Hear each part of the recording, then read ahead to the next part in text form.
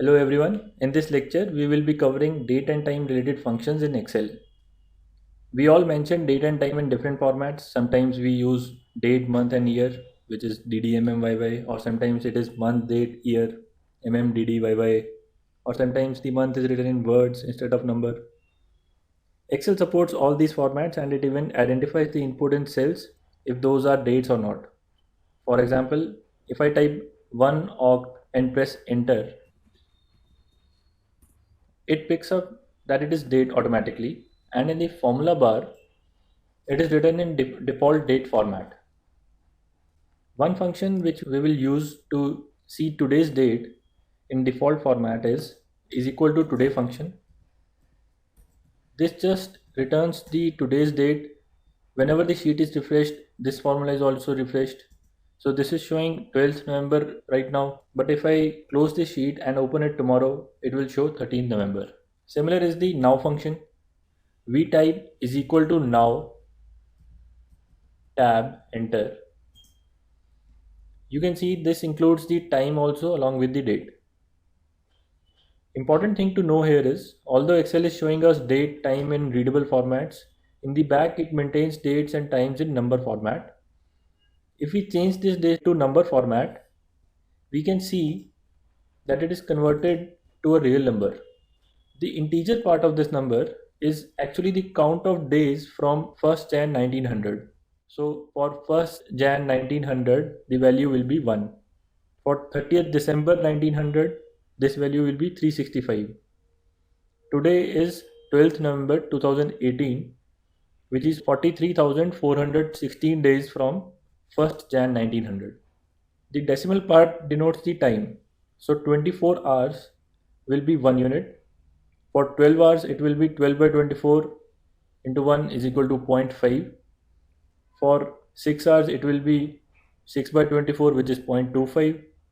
Right now, it is 4:32 p.m., which is 16 hours 32 minutes, which is coming out to be 0.69. Now we will see some common date time formats available in Excel.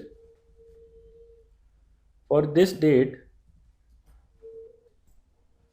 if we want it in some other format, right click on this cell and select format cell. In the category menu, we can select date to look at different date formats. We can select time in the category menu to look at different time formats. We can also create a custom format. Go to type, click on custom, go to type field and mention the format. For date, we write DD. For month, if we want complete month, type MMMM. For year, YY, and then time as H:MM. Enter. We can see that the date time value is now shown in the desired format. Next, we look at day, month, and year formulas. For any particular date, we can separate different parts of it using these formulas. So to get which day of the month it is, type day and select the date.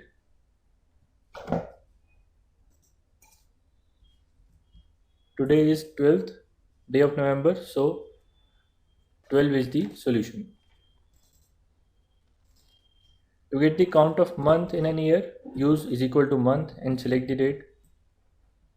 November is the 11th month, so we are getting 11 as the answer. Similarly, to get year, type is equal to year and select the date. We are getting 2018 in this. Important operations that we usually need to do on date time values involve finding the number of days between two dates or finding time difference between two timestamps. To find the number of days between two dates, you can use is equal to days and select the dates. This returns the number of days between the two dates selected.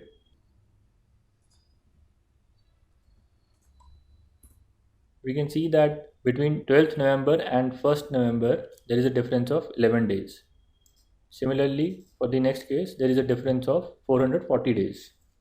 You can also do this by simply subtracting the two dates.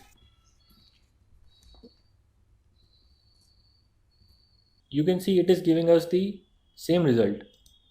You can figure out why this worked by recalling that dates in Excel are kept in number format, and difference of those numbers and integers is the number of days they are apart. To get this difference in hours, multiply this value with 24. To get it in minutes, further multiply it with 60.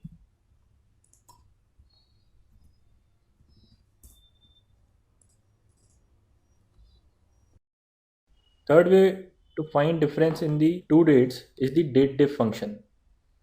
This function allows you to specify what you want in return, whether you want difference in days, months or years. For days, we type is equal to dateDiff, start date, comma end date, comma D for days, M for months and Y for years.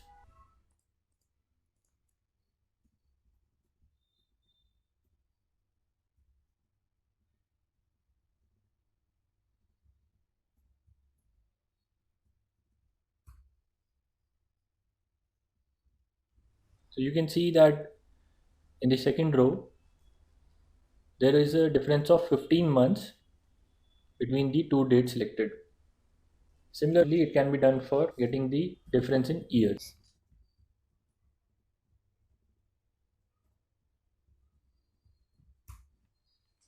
That's all for this lecture.